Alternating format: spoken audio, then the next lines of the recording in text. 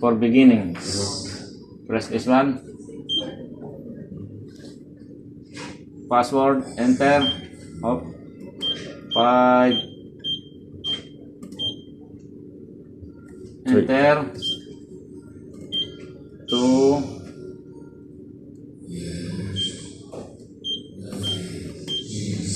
Enter. 3. Enter. See? Now you can check where is your want to going.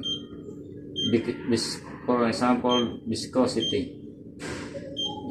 You need to check the viscosity. Down. Or Hooper first. Hooper. Enter. And then which one you need to check, left or right? This is left, this is the right. Go up. Left. For example, left. Enter again. Now the setting is, the folder is maximum. Maximum. Yeah. Pag binawasan? If you okay. change, see. Ito But pala yun. now it's very cold there, no? For sure there's a problem that one. And then exit again. Hopper. And then viscosity, if you want to check, done. Enter again.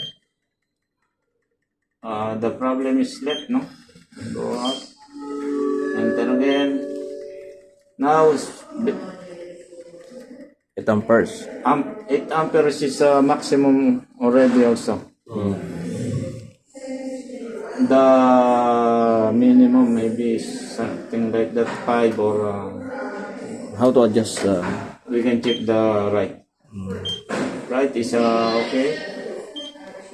See, 6 amperes. only 6 ampere, but it's How to adjust the amperes? if you adjust the amperes, we go again in the left. Enter.